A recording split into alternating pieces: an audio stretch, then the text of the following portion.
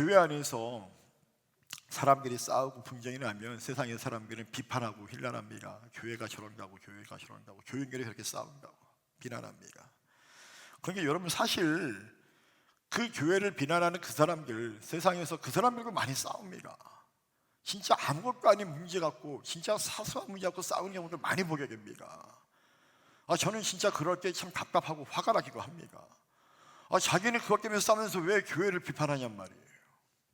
여러분, 세상 가운데서 이렇게 분쟁하고 불화하는 경우가 있는 것처럼 교회 안에도 사실 분쟁하고 불화할 수 있습니다. 작은 비전 교회건 중형 교회건 개형 교회건 교회 안에서도요 분쟁하고 불화할 수 있다는 얘기입니다. 세상 사람들은 말합니다. 교회가 저렇게, 그러니까 자기들 스스로가 사상하고 싸우면은 그럴 수 있지라고 되게 관대하게 굴지만, 막상 교회가 그런 일이 벌어지면 어떻게 교회가 저럴 수 있어라고 그러면서 마치 어떤 큰 일을 하고 난 것처럼 그렇게 교회에서는 관대하지 못한 그들의 시선을 보게 된다라고 하는 것이죠. 여러분, 한번 제가 물어보겠습니다. 여러분들이 생각하는 교회의 이미지는 과연 어떤 이미지가 있습니까? 여러분들은 교회는 어떤 곳이라고 생각을 하십니까? 저는 교회 그러면은 많이 얘기할 거 있지만 이걸 한번 좀 얘기하고 싶어요. 교회란 어떤 곳이냐? 한번 따라해 보기를 원합니다. 교회는 죄인들이 모인 곳입니다. 할렐루야. 여러분, 교회는요 죄인들이 모인 곳이에요. 그래서 여러분들, 교회는요 물론 우리가 원죄는요 예수 그리스도의 믿음으로 말미암아 의롭다 여긴 받으면 우리의 그 원죄 문제는 해결되었고 사하심을 받았지만, 그러나 여전히 우리 안에 그 죄의 습성이 남아있다는 얘기예요. 그래서 항상 죄의 유혹을 느낍니다. 그러다 보니까는 교회 안에서 우리는 때로는 내가 원치 않는 이 말을 통해서 상대방에게 상처를 주기도 합니다. 때로는 교회가 그래서 분란이 있을 수도 있고요, 싸움이 일어날 수도 있습니다. 분쟁할 수 있습니다. 작은 교회고 그렇게 그런 일 때문에 분쟁이 생기는 게, 여러분, 큰 교회고 엄청난 분쟁이 있을 수 있죠. 사람들이 더 많은 게. 그런 게 여러분 기억하세요. 이 세상에 수많은 그 죄인들이 모인 곳이 교회이긴 하지만 그 모든 죄인들을 구원하기 위해서 누가 오셨다고요? 주님께서 이 땅에 오셨다라고 하는 것입니다. 그래서 주님은요 말씀하세요. 내가 의인을 부르러 온 것이 아니라 나는 죄인을 부르러 온 거라, 그렇게 말씀합니다. 세상의 그 수많은 죄인들 가운데서 저와 연결을 택하여서 우리를 모이게 하신 곳, 어디로? 주님의 몸된 이 교회로 모이게 하신 곳. 그래서 죄인들이 모인 곳이 바로 교회가라고 하는 것입니다. 그렇습니다. 우리 주님은 의인을 부르러 온 것이 아닙니다. 죄인들 우리를 부르러 왔습니다. 그래서 이 교회 안에는 죄인들이 모인 것이기 때문에 얼마든지 상한 말을 할 수도 있고요, 실수할 수 있고요, 분쟁할 수 있고요, 때로는 다툴 수도 있습니다. 그런 곳이 바로 교회가라고 하는 곳이에요. 세상 사람들이 교회를 바라볼 때는 교회는 사랑이 많아야 되고 좋은 말을 해야 되고 싸우면 안 되고 분쟁하면 안 되고 이렇게 말할지 모르겠지만, 사실 교회는요 그렇게 말하는 그 사람들이 모인 곳이 바로 교회라는 얘기예요. 그래서 우리 교회 안에서는 우리가 원치 않는 관계의 문제가 생길 수 있습니다. 그래서 이것 때문에 시험 들고 교회를 비판하는 사람들이 이렇게 말을 하죠. 어떻게 교회가 그렇게 할 수 있냐고, 어떻게 교인들이 저렇게 말할 수 있냐고, 어떻게 교회 목사님과 직분자들이 저렇게 상처 주는 말을 할 수 있냐라고 그렇게 비판하며 힐난합니다. 하지만 저는 여러분, 이러한 말을 하기 전에 이것을 먼저 깊이 인식하고 인정하기를 바랍니다. 그것은 바로 우리 모두는 죄인이다라고 하는 것입니다. 그런 죄인들이 모인 곳이 바로 어디가? 교회다라고 하는 거예요. 제가 예전에 한번 언젠가 설교 시간에 말씀드린 것 같아요. 비전교회 그림카는 뭐가? 비전교회 그림카, 꿈의 자동차, 스카렉스라고 하는 차입니다. 하루는 그 스카렉스를 이제 몰고 원주에서 일을 보고 다시 교회로 들어가려고 신림IC 쪽으로 막 가고 있는데, 갑자기 이 차가, 중고로 그렇게 많은 이 차가 갑자기 퍼졌습니다. 퍼져가지고 고속도로에서 딱 쓴 거예요. 그래서 어떻게 어렵게 해가지고 갓길로 차를 딱 세워놨습니다. 그리고 바로 이제 보험회사 전화해가지고, 그래서 이제 레카차가 바로 오게 되었습니다. 레카차에 이제 차를 연결해서 끌고 가는 게 카센터가 한 25km 떨어져 있게요. 그래서 할 수 없이 25km를 같이 그 레카차 운전하시는 분과 제가 한 공간에서 가기 시작했습니다. 여러분 25km 멀어요? 짧아요? 멀어요? 짧아요? 뭐 멀기도 하고 짧기도 하고 여러분 시골길에서 25km 먼 거예요.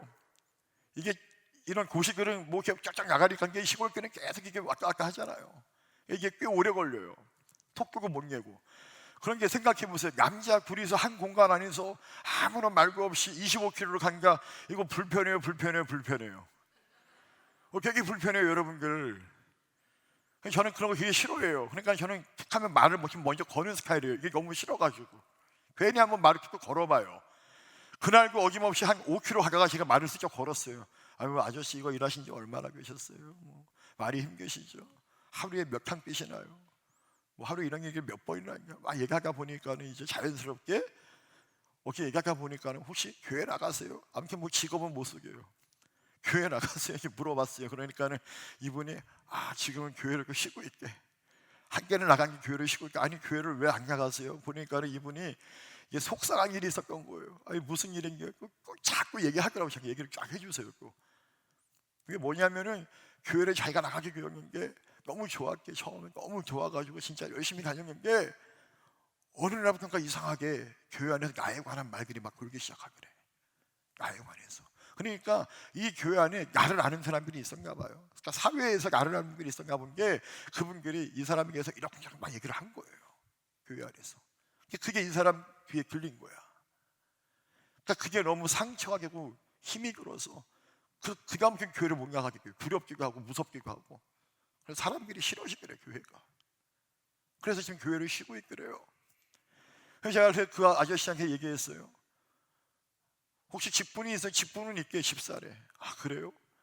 근데 집사님 생각해 보세요. 교회가 어떤 곳인 줄 아세요? 교회는 사랑이 많고 은혜가 많은 그런 곳 아닌가요? 그렇긴 한 게 그 교회는 사실 죄인들이 다 모인 곳이에요. 교인들이 사실 다 죄인들이에요. 세상에서 이렇게 저렇게 살다 온 사람들이 다 모인 곳이 죄인이에요. 그 죄인들이 모인 집합소가 바로 교회예요. 제가 그렇게 말씀을 드렸어요. 그러니까 그게 이해를 하시더라고요.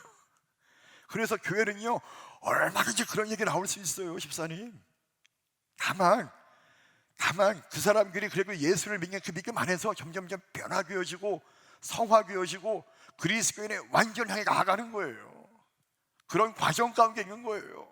집사님 그거 인정해 주시지 못하면 평생 교회를 하기 힘들어요. 그거 인정할 수 있어야 교회 안에서 그럴 수 있다는 거를.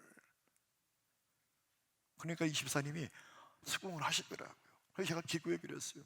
집사님 기도합시다. 제가 막 기도했어요. 보니까 나보다 연배가 한참 위인 것 같아. 이렇게 웃기잖아요. 나이 젊은 사람이 연배가 한참 지극한 분을 위해서 그 자리에 기도해 드리고 그분이 꼭 기도를 꼭 박으세요. 꼭 기도해 드리니까 기도를 박으셔. 그 기도가 끝났어요. 그리고 나중에 저한테 물어봐요. 혹시 뭐 하시는 분이니? 그래서야 뭐 하시는 분이니? 저요? 저는 사실 보니까 그분이 꼭 감리교 집사님인 거야. 저는 사실 평창에 빅탕면의 회곡리에 있는 반석교회 담임 목사예요. 그러니까 그러시냐고. 아유 몰랐다고. 나도 감리교 집사인 게. 집사님 교회는 아무튼 그런 곳이니까 그거 다 주님께 맡기시고 다시 꼭 교회 나가세요. 신앙생활 좀 잘하셔요. 다시 힘을 내서 주님만 바라보고 가세요. 사람 보지 말고. 그렇게 하겠게. 교회 나가겠게요. 그렇게 말씀을 하셨지만 뭐 나가셨겠죠. 나가신다고 했으니까. 제가 그리고 나서 생각을 했어요. 우리 교회 차가 중앙고속도로에서 퍼진 이유가 있었구나. 하나님이 내가 이분만 가게 하시려고 우리 교회 차를 퍼지게 했구나. 하나님의 섭리 가운데 내가 이분을 만난 거구나. 이제 그런 생각을 하면서 돌아왔는데 여러분 그렇습니다. 우리는 다 죄인입니다. 그 죄인들이 모인 집합소가 어쩌면 교회예요. 그러니까 교회는요 그럴 수 있다라고 하는 걸 여러분 우리가 전제로 사실 인정하고 인식할 수 있어야 된다라고 하는 얘기예요. 그런 게 우리가 죄인이기 때문에 교회 안에서 다툴 수도 있고 불화할 수 있다라고 말하면서 그것을 변화시킬 의지가 우리에게 없다라고 한다면 이건 큰 문제가 됩니다. 그렇게 말하고 그걸 변화시키지 않는다고 한다면 결국 그것은 우리의 죄된 모습의 자기 합리화에 불과한 것입니다. 즉 예수 믿는 성도들의 삶의 모습이라 말할 수 없다는 것이죠, 사실은. 왜냐하면 세상의 사람들과 예수 믿는 사람들의 구별된 모습이 없어지기 때문에 그렇다라고 하는 얘기예요. 비록 교회가 죄인들이 모인 곳이기 때문에 이렇게 저렇게 말해서 이런 싸움 저런 분란이 일어날 수 있지만, 그렇다고 해서 그걸 자기 합리화하는 것이 아니라 그렇기 때문에 뭐예요? 예수를 믿는 믿음 안에서 우리가 우리의 죄된 모습들을 변화시켜 가려고 하는 노력들이 있고 결단이 있어야 되는 거죠. 하나님께서 예수 그리스도를 이 땅에 보내시어서 그 십자가의 사건을 통하여서 하나님과 우리의 관계가 화목된 것처럼, 불화하였던 우리가 화목된 것처럼 우리가 십자가의 능력 안에서 나와 너가, 나를 통해서 너와 너가 회복되는 은혜가 있어야겠죠. 그런 노력과 그런 결단이 있어야 되는 거죠. 그게 진짜 구별된 그리스도인의 모습 아니겠습니까? 그렇기 때문에 우리는 거기에서 더 나아가서 예수 그리스도의 십자가를 통해서 서로 화목할 수 있는 성도들이 계시기를 주님의 이름으로 축원합니다. 여러분, 강릉소망교회고요, 속회 안에서, 선교회 안에서 참 배려를 받고 많이 싸울 수 있습니다. 근데 거기서 머무르면 안 된다는 얘기예요. 예수 그리스도의 십자가로 그렇다 하더라도 우리가 화목하려고 하는 노력과 의지가 있어야 한다는 얘기예요, 그리스도 안에서. 그게 진짜 구별된 성도들의 삶의 모습인 것이죠. 그리스도의 사랑을 통해서 용서하고 수용함으로, 그래서 좋지 않았던 감정을 위로하고 화목할 수 있는 성도들이 계시기를 주님의 이름으로 축원합니다. 제가 연말만 되면은, 제가 조양교회 있을 때 연말만 되면은 부목사님들이 다 이제 머리가 아파하기 시작해요. 스물스물 10월달만 되면은.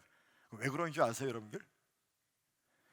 이제 바야흐로 깨는 물을 익어서 속회 편성의 시대가 고래했거든요. 이제 그 속회 편성이 하는 이제 시기가 고래하니까 이제 스물스물 막 머리가 아파오기 시작합니다. 왜냐하면 막 이제 전화가 와요. 이제 뭐 속장님, 부속장님 전화들이 막 와요. 목사님, 예전에는 저 이 속회로 옮겨주세요. 이 속회로 저 속회로 옮겨주냐. 요번에는 여기서 못해요. 왜 못할까요? 뻔하거든요. 마음에 안 맞는다는 얘기예요. 그 속고 식구들이. 저는 그 얘기를 들으면 참 답답한 거예요. 특히 내가 세가족이나 초신자들이 그러면 이해를 해요. 근데 권사님들이 그러면 어떡합니까? 권사님들이 그러면 답답한 거예요. 그럼 저는요 이렇게 얘기해요. 안 바꿔준다고. 다른 부목사님들은 막 이렇게 어려워하는 게 저는요 안 바꿔드려요. 그건 주님의 뜻이 아니에요.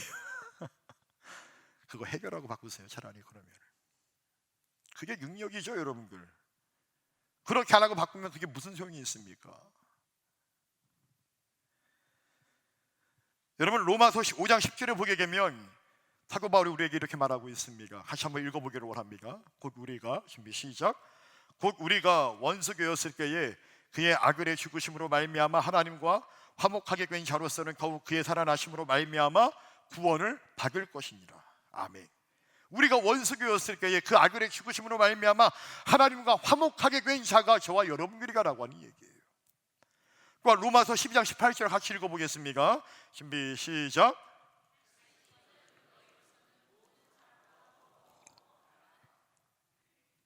아멘. 할 수 있거든. 할 수 있거든. 너희로서는 모든 사람과 서로 화목하라. 해야 한다는 이야기입니다, 여러분. 여러분, 우리가 서로 화목하며 살아야 되는 이유가 있습니까? 왜 그렇습니까? 첫 번째로 우리는 성령 받은 사람들이기 때문에 그렇습니다. 성령 받은 사람들의 그 성도들의 삶의 모습이 그러해야 되기 때문에 그렇습니다. 갈라디아서 5장 22절 23절 말씀 보게 되면 성령의 열매가 나오는 게, 오직 성령의 열매는 사랑과 희락과 화평과 오래 참음과 자비와 양선과 충성과 온유와 절제니 이 같은 것을 금지할 법이 없느니라. 할렐루야. 사랑과 화평과 오래 참음과 자비와 양선과 이것을 금지할 법이 없다고 말씀하고 있습니다. 여러분들에게 사랑과 화평과 오래 참음과 자비와 양선의 열매가 있기를 주님의 이름으로 축원합니다. 왜? 성령 받은 자들이기 때문에 그렇습니다. 두 번째로 우리는 화목하게 하는 직분을 받은 자들이기 때문에 그렇습니다. 우리 고린도후서 5장 18절 말씀 다시 한번 같이 읽어보기를 원합니다. 준비 시작.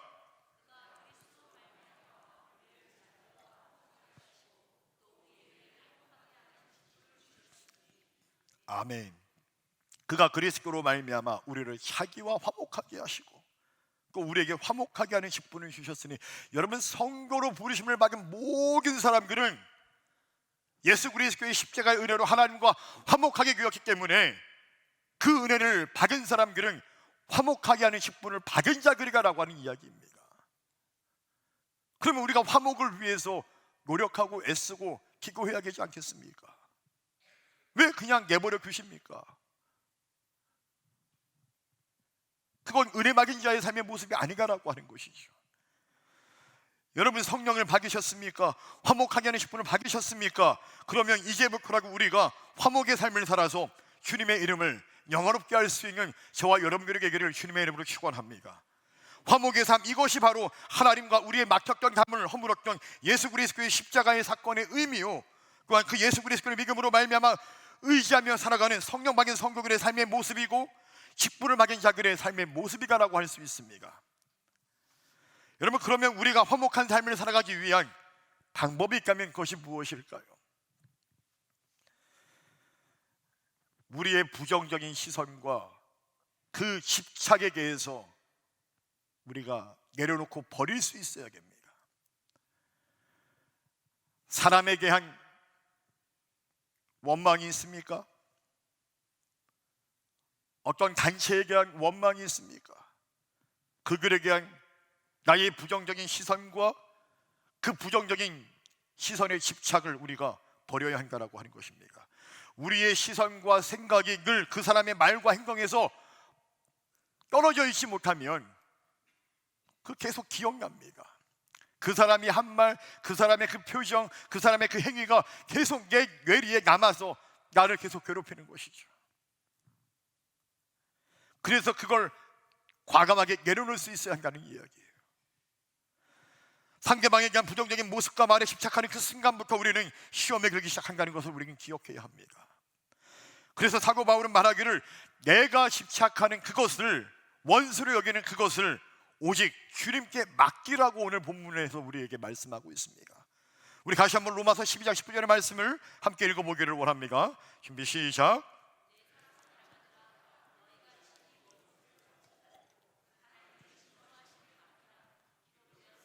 원수 갚는 것이 내게 있으니 내가 갚으리라고 주께서 말씀하시니라. 여러분, 이 말씀대로 우리는 우리를 불화하게 만드는 그 모든 것, 그것이 어떤 것이든지 간에 우리가 해결하려고 하는 것이 아니라 오직 하나님께 맡겨야 한다라고 하는 얘기예요. 우리가 해결하려면 할수록 해결되는 게 오히려 더 꼬이기만 합니다. 오히려 더 죄를 짓게 되는 것이죠. 그걸 하나님이 원하지 않는다는 이야기예요. 맡기라는 얘기예요. 주님께 맡기라는 얘기예요. 나를 향한 주님의 사랑과, 그래서 그것을 맡기고 나를 향한 주님의 사랑과 긍휼하심으로 그 상대방을 위하여 오히려 긍휼한 눈을 갖고 긍휼한 시선을 갖고 그를 위해 기도해 줄 수 있어야 한다라고 하는 것입니다. 여러분, 그래서 긍휼한 마음을 달라고 기도해야 됩니다. 긍휼한 마음을 품고 기도할 수 있는 저와 여러분들에게 되기를 주님의 이름으로 축원합니다. 제가 이렇게 말씀드릴 수 있는 이유가 뭐냐면, 저도 사실 이거 되게 진하게 경험했거든요.